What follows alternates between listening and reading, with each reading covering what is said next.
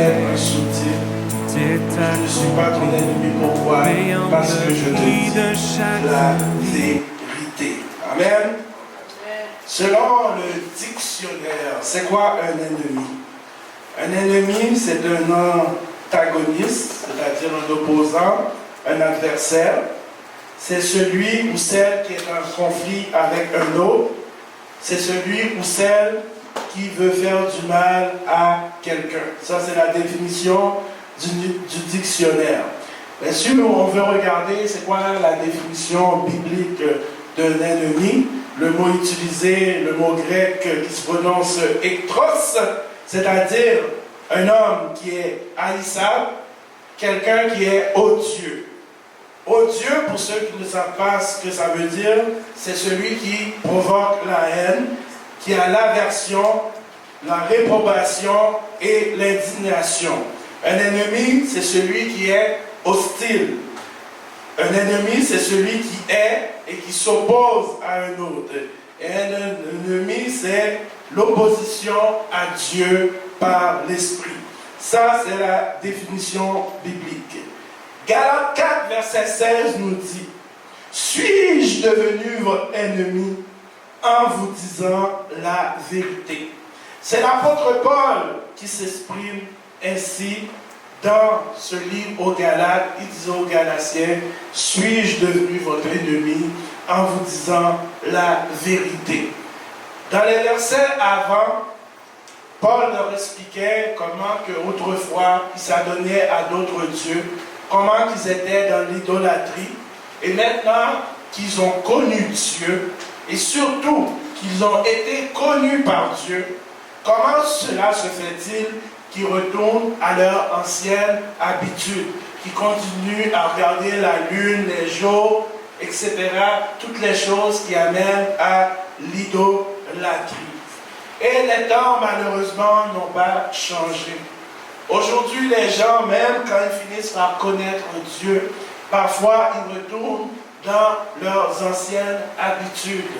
Et quand on dit aux gens la vérité, souvent les gens en ont contre nous, parce que les gens n'aiment pas ça, entendre la vérité. Mais ce n'est pas seulement le rôle du pasteur de proclamer la vérité. Tous les enfants de Dieu doivent proclamer la vérité. Peu importe le titre qu'on vous donne, peu importe que les gens pensent que vous êtes leur ennemi, vous devez toujours proclamer la vérité. Tout comme l'apôtre Paul, il n'a jamais eu peur de proclamer la vérité, peu importe les circonstances, peu importe devant qui il se trouvait, et surtout combien de fois il s'est fait battre, mais il n'a jamais hésité à dire la vérité, parce que c'est important de dire la vérité. Pourquoi il faut dire la vérité? Si on regarde dans Osée 4, verset 6, « Mon peuple est détruit parce qu'il lui manque la connaissance.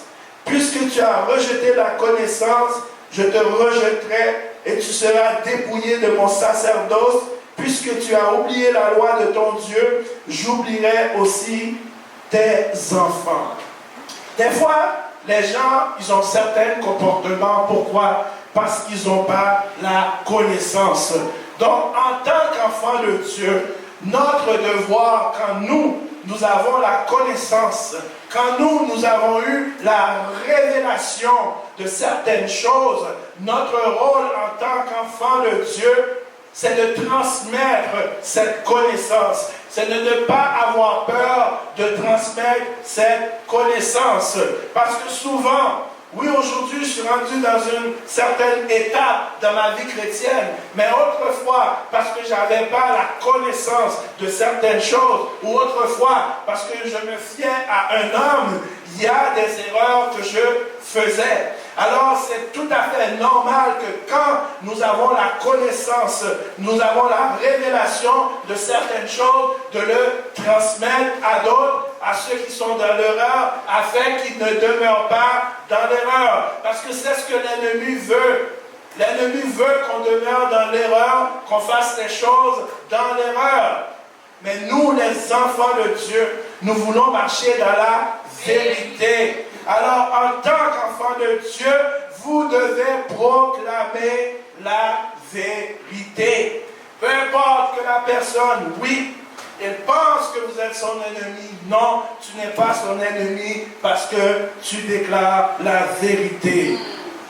1 Timothée 2, verset 1 nous dit, « J'exhorte donc avant toute chose à faire des prières, des supplications, des requêtes, des actions de grâce par tous les hommes, pour les rois et pour tous ceux qui sont élevés en dignité, afin que nous menions une vie paisible et tranquille, en toute piété et honnêteté. Cela est bon et agréable devant Dieu notre Sauveur, qui veut que tous les hommes soient sauvés et parviennent à la connaissance de la vérité. » Donc le verset 4 est important ici. Dieu veut que tous les hommes soient sauvés et parviennent à la connaissance de la vérité.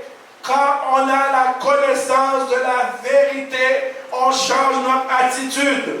Quand on a la connaissance de la vérité, on change notre manière de penser, on change notre perspective, la manière de voir les choses, parce que n'oubliez pas, notre but c'est de plaire à qui? Aux hommes ou à Dieu.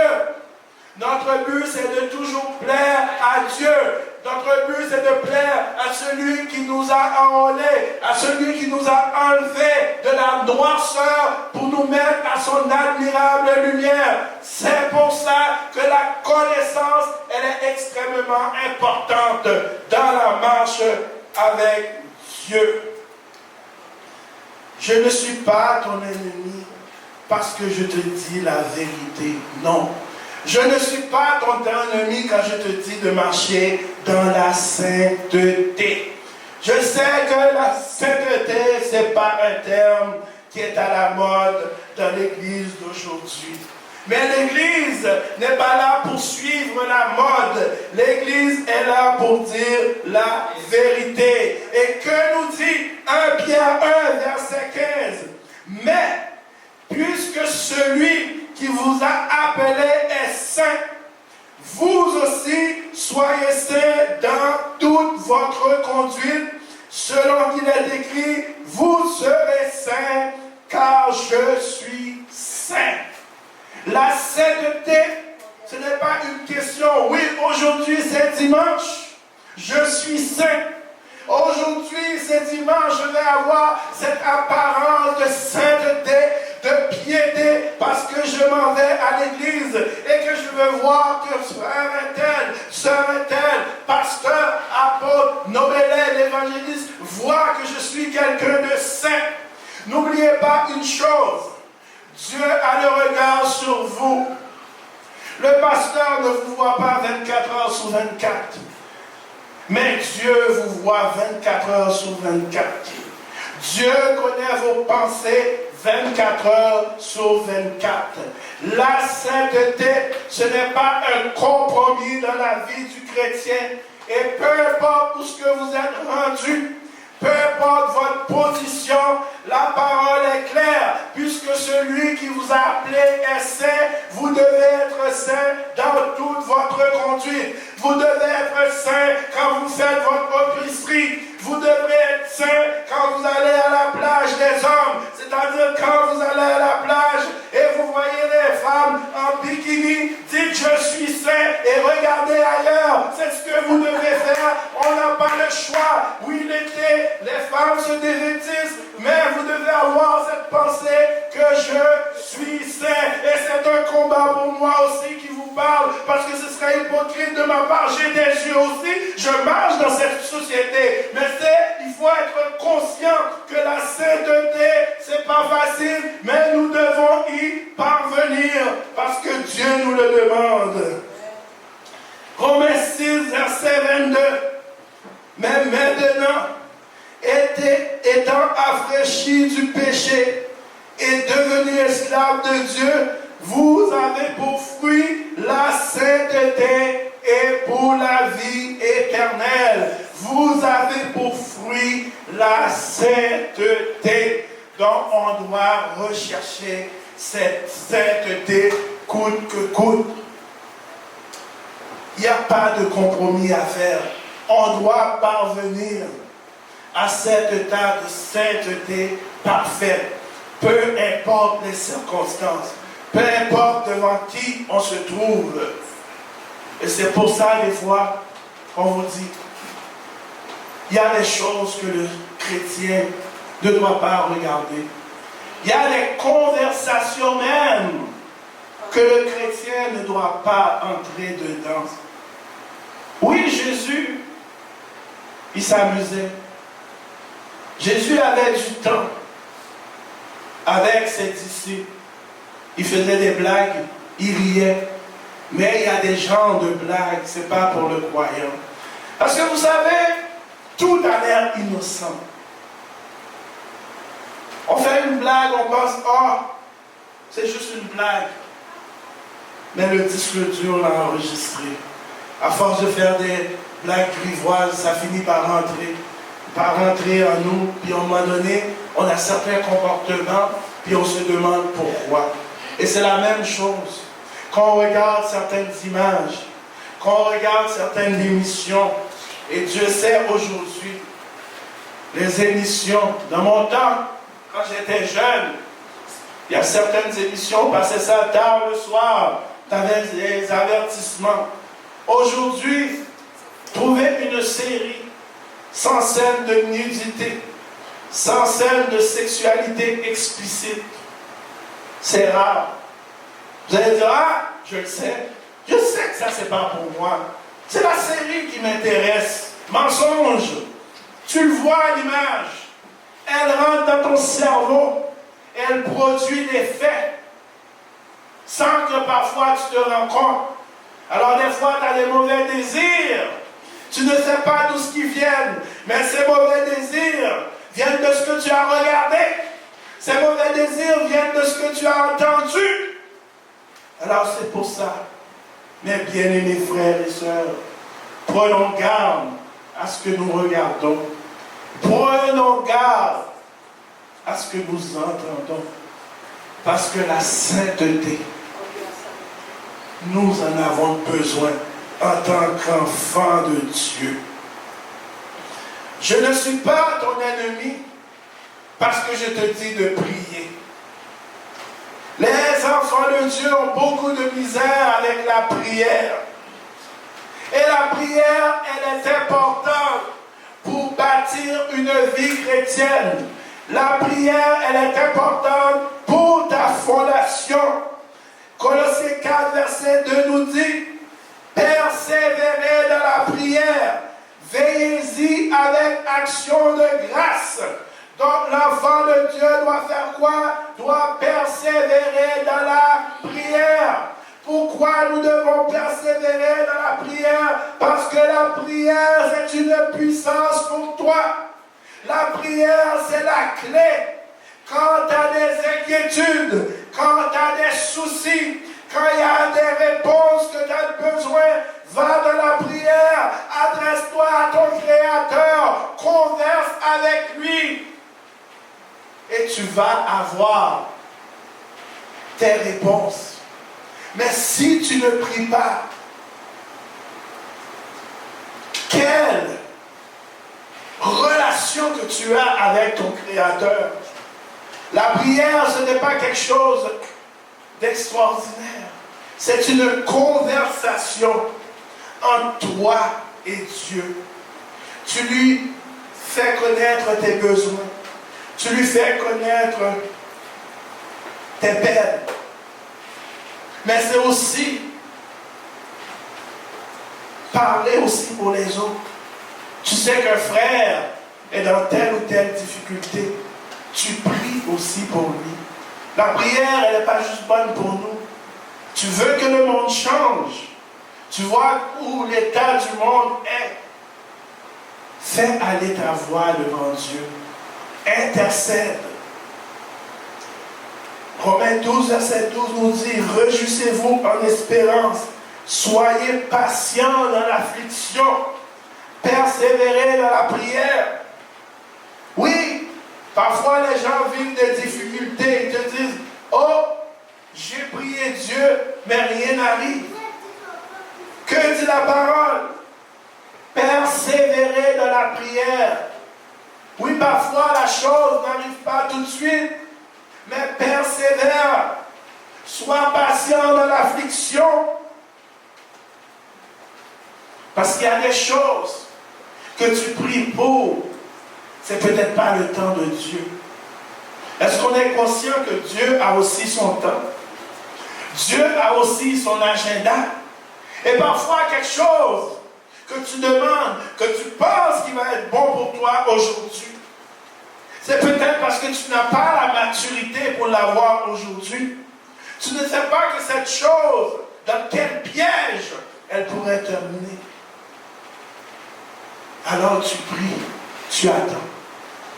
Mais le croyant ne doit jamais cesser de prier. Ta prière ne doit pas être reliée à ce que Dieu t'a donné quelque chose parce que tu as prié. Tu pries parce que c'est ton devoir de prier.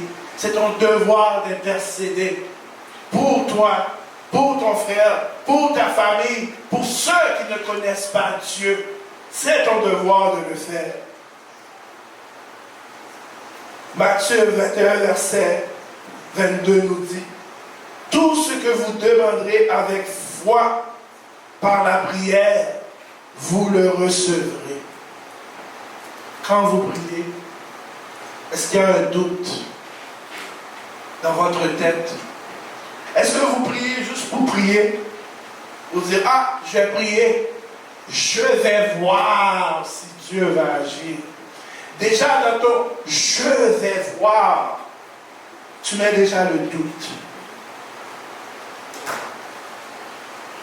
Certainement, Dieu va agir.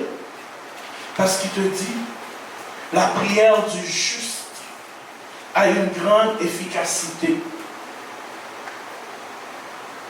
Certainement, si vous croyez à cette parole, vous allez savoir qu'en son temps, Dieu va agir.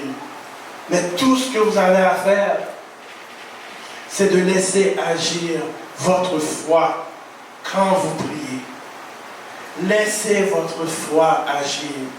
Ayez cette confiance en Dieu. Et quand dans votre tête, vous entendez cette petite voix qui vous dit: est-ce qu'il va réellement le faire? C'est cette même petite voix qui est là depuis Genèse, depuis le jardin d'Éden. Cette même petite voix qui retentit pour essayer de faire croire aux enfants de Dieu. Dieu a-t-il réellement dit? Tu dis: voix, tais-toi. Yes. Parce que c'est par la voix de mon Dieu. Des fois, il faut être tranchant. Quand l'ennemi parle, tais-toi. Parce que j'ai des expériences avec mon Dieu. Et je sais que sa parole est vérité. Ce n'est pas un Dieu pour mentir. 1 Thessaloniciens 5, verset 17 nous dit: priez sans cesse. Il n'y a pas d'occasion particulière pour prier. Priez sans cesse. Vous conduisez, priez. Pour ceux qui conduisent, vous savez, quand quelqu'un nous coupe pendant qu'on conduit, fait une manœuvre, une mauvaise manœuvre, roule trop vite, la première réaction humaine qu'on a, c'est quoi? Oh, s'il pourrait avoir un accident. Oh, si la police pourrait le prendre. À partir d'aujourd'hui, pratiquez-vous à prier. La personne roule trop vite. Priez pour lui pour que Dieu le préserve d'un accident et préserve les autres d'un accident. Faites juste cette pratique, ça va vous aider à prier dans plusieurs occasions, parce que quand vous conduisez, il y a tellement de mauvais conducteurs sur la route, vous allez voir, juste en faisant ça, ça va vous aider dans la prière. Priez sans cesse. Vous vous levez le matin, priez, remerciez Dieu pour la nuit qui vous a permis de passer. Tout ce que vous avez, fixez sur ce que vous avez. Remerciez-le dans la prière pour ce que vous avez au lieu de ce que vous n'avez pas. C'est plus facile de focuser sur ce qu'on n'a pas, que de focuser sur ce qu'on a. Alors, en tant qu'enfant de Dieu, vous devez encourager les autres enfants de Dieu à prier. Et quand vous connaissez quelqu'un qui a de la misère avec la prière, pourquoi ne pas l'appeler et prier avec cette personne? L'aider dans la prière. J'ai un de mes enfants qui aime ça me dire, m'appeler tout le temps. Papa, prie pour moi pour ci, prie pour moi pour ça. Je dis, eh bien, commence la prière. Parce que je ne serai pas toujours là. Donc, il faut trouver des moyens pour encourager l'autre à aller dans la prière. Je ne suis pas ton ennemi parce que je te dis de lire ta Bible. Oh oui, aujourd'hui, les gens ont beaucoup de misère quand tu leur dis de lire la Bible. Si on regarde dans Acte 17, verset 10, aussitôt, les frères firent partir de nuit Paul et Silas pour Bérée. Lorsqu'ils furent arrivés, ils entrèrent dans la synagogue des Juifs. Ces Juifs avaient des sentiments plus nobles que ceux de Thessalonique. Ils reçurent la parole avec beaucoup d'empressement et ils examinaient chaque jour les Écritures pour voir si ce qu'on leur disait était exact. On prend souvent les chrétiens de Bérée en exemple. Pourquoi? Oui, ils reçurent la parole avec beaucoup de joie, effectivement. Mais en même temps qu'ils reçurent cette parole avec beaucoup de joie, ils ont pris le temps d'examiner les Écritures. Et à cette époque-là, ils n'avaient pas la Bible comme nous. Mais ils prirent quand même le temps d'examiner les Écritures pour voir ce qu'on leur disait était exact. Si vous ne prenez pas le temps d'examiner les Écritures, si vous n'avez pas cette habitude de lire, de méditer la parole, quand le loup ravisseur va se présenter devant vous et va vous dire, il est écrit telle chose. C'est vrai, on ne peut pas connaître tout ce qui est écrit dans la parole de Dieu. Mais on est capable de saisir le sens de certaines choses. Alors quand la personne va vous dire, selon la parole, il est écrit telle chose, vous allez pouvoir savoir si cela vient de Dieu ou si cela vient de son propre front. Parce qu'aujourd'hui, c'est facile de se tenir et de dire selon la parole. C'est facile pour ceux qui ont l'habitude de lire leur Bible. Mais quand vous savez que ce que la personne vient de vous dire, parce que vous avez tellement lu votre Bible, il y a des préceptes que vous connaissez, il y a des choses que vous savez que Dieu n'aime pas. Et que quand les gens viennent vous dire, au nom de la prétendue modernité, la parole, elle ne change pas. C'est l'homme qui change. Mais ce que Dieu a écrit, ce que Dieu a inspiré aux hommes dans ce livre de vie, elle est actuelle aujourd'hui. Et si Jésus tarde à revenir, que ce soit dans 2000 ans encore, elle sera toujours d'actualité. Parce que c'est la vérité qui se trouve dans la parole. Mais combien de temps accordez-vous par semaine à aller plonger vos regards, à faire comme les chrétiens de Bérée, où il y a souvent des choses qui sont plus importantes? J'aurai le temps. Demain. Oui, demain, je vais lire ma Bible. Je ne vous dis pas d'être comme des robots. Ça se peut qu'il arrive une journée, on n'a pas le temps de lire. Mais si 6 jours, vous n'avez pas le temps de lire, si votre Bible, elle est remplie de poussière, il y a juste le dimanche, vous le prenez, vous l'enlevez, vous le mettez dans vos sacs pour vous présenter à l'église. Et vous qui êtes jeune, qui êtes tellement familier avec les réseaux sociaux, vous êtes capable de télécharger la Bible sur votre cellulaire. Donc vous n'avez pas besoin de le traîner, le livre. Mais vous avez la Bible à télécharger sur votre cellulaire. Et parfois, en 2 jeux de Candy Crush, vous pouvez prendre votre application de la Bible et de lire la parole pour ne pas vous faire avoir. Acte 18, versets 27 et 28. Comme il voulait passer en Achaïe, les frères l'y encouragèrent et écrivèrent aux disciples de bien le recevoir. Quand il fut arrivé, il se rendit par la grâce de Dieu très utile à ceux qui avaient cru, car il refutait vivement les Juifs en public, démontrant par les Écritures que Jésus est le Christ. Dans ce passage, on nous parle d'Apollos. Vous devez tous être des Apollos. Comment on peut refuter quelque chose si on n'a pas lu la vérité?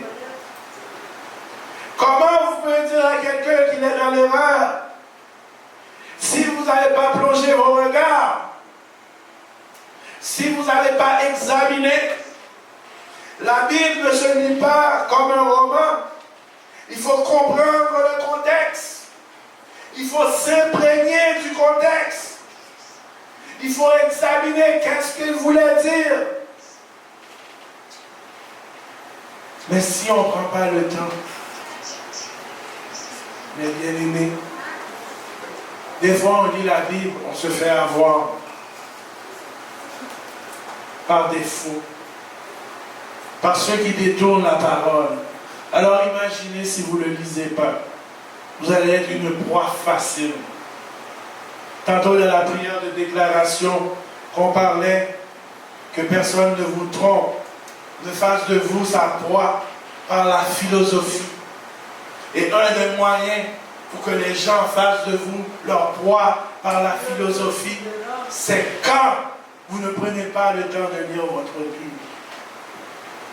Quand vous prenez le temps de la lire, vous savez de quel fond la personne parle. Vous savez quand ça vient de lui. Vous savez quand c'est des doctrines d'hommes. Et malheureusement, encore aujourd'hui, il y a tellement de choses qui se font dans les églises qui n'ont même pas de fondement biblique. Ce sont des doctrines d'hommes, des choses qui ont été décidées dans tel concile. Et encore aujourd'hui, on les perpétue. Retournons au manuel. Si vous voulez avoir cette vie chrétienne, cette vie avec Dieu conforme à sa parole, retournez au manuel. Retournez à la source afin que l'ennemi ne puisse pas vous avoir. Je ne suis pas ton ennemi quand je te dis d'avoir une intimité avec Dieu. Romains 1, verset 28 nous dit, comme ils ne se sont pas souciés de connaître Dieu, Dieu les a livrés à leur sens réprouvé pour commettre des choses intimes. Pourquoi vous devez avoir cette intimité avec Dieu? C'est pour mieux le connaître. Quand vous connaissez Dieu, vous savez qu'est-ce qu'il n'aime pas. Pourquoi c'est important d'aller à l'église? Oui, il peut arriver un dimanche, on n'a pas le temps. On écoute sur Zoom, on écoute sur Facebook la prédication, le service, il n'y a pas de problème. Mais la parole nous dit dans Acte 2, verset 42, il persévérait dans l'enseignement des apôtres, dans la communion fraternelle, dans la fraction du pain et dans les prières. Le but de l'Église, c'est la communion fraternelle. Qu'est-ce qu'on entend par la communion fraternelle? Le mot grec communion fraternelle qui veut dire colonia. Dans communion fraternelle, on retrouve le monde commun, un rassemblement commun. Dans l'amour fraternel, on retrouve la contribution. On est tous là à contribuer dans l'Église. Dans l'amour fraternel, on retrouve le prendre part. C'est important de prendre part à l'assemblée des saints. C'est important la communication. C'est important l'association, l'union, la participation.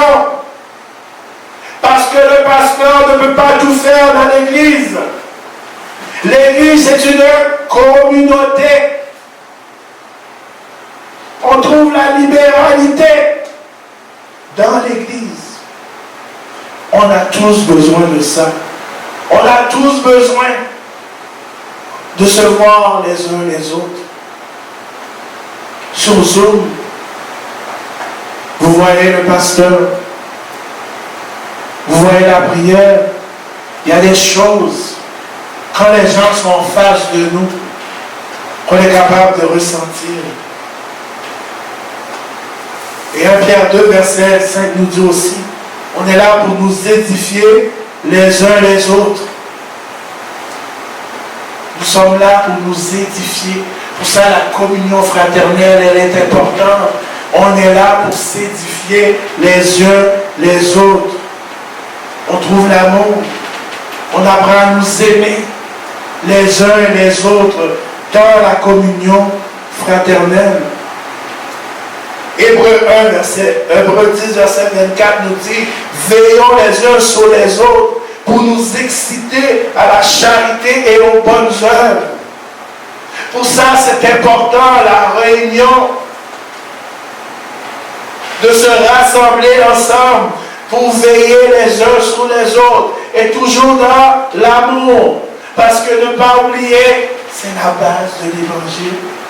C'est le plus grand des commandements. De nous aimer les uns les autres et d'aimer notre prochain. Ton voisin à l'église, il n'est pas ton ennemi, c'est ton prochain. Tu es là pour l'aimer, pour veiller sur lui.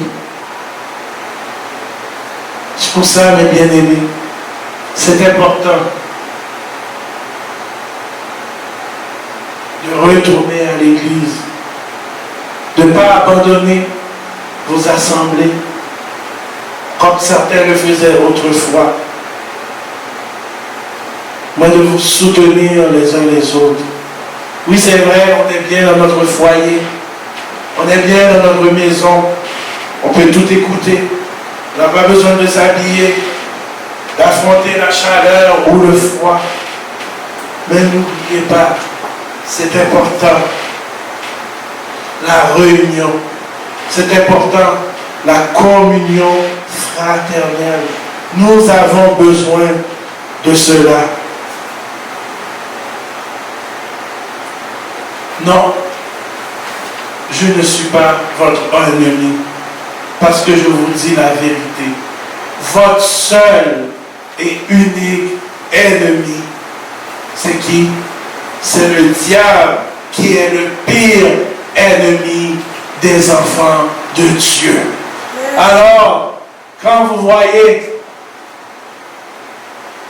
que le frère ou la sœur vous parle, vous dit la vérité, quand vous voyez que le pasteur, l'évangéliste, vous dit la vérité, vous dit une parole dans le but de vous amener vers le droit chemin, arrêtez d'avoir cette mentalité qu'il est votre ennemi, qu'il est là pour vous juger. Vous savez, quand on aime quelqu'un, qu'est-ce que l'on veut? On veut son bien. Si on regarde purement terrestre, je suis un homme marié, donc j'aime ma femme. Donc qu'est-ce que je veux? Je veux son bien. Je ne veux pas que le malheur lui arrive. Alors si la parole nous dit de nous aimer les uns les autres, on ne veut pas que le malheur arrive à notre frère. On ne veut pas que notre sœur soit dans l'erreur. Alors c'est notre devoir en tant qu'enfant de Dieu de lui dire la vérité. Et oubliez les étiquettes que le monde font maintenant aux enfants de Dieu parce que nous proclamons la vérité qui est dans la parole. Qu'on vous traite d'arriéré, c'est pas grave. On peut vous donner toutes les étiquettes de fou, c'est pas grave. Parce que je préfère que le monde me traite d'arriéré. Je préfère que le monde me traite de fou que d'arriver au jour du jugement et de me retrouver en enfer. Je préfère toutes les étiquettes que le monde peut donner, mais arriver au jour du jugement, que Dieu me dit, va, fidèle serviteur, rentre dans la joie de ton être. Et je pense que chacun de nous, c'est ce qu'on veut entendre plus tard. Chacun de nous, on veut rentrer dans la joie de notre maître. Alors mes bien-aimés, je vous encourage à demeurer dans la vérité, à toujours proclamer la vérité et avoir tout ça dans votre tête, à dire aux gens, non, je ne suis pas ton ennemi, parce que je te dis la vérité et que Dieu vous bénisse.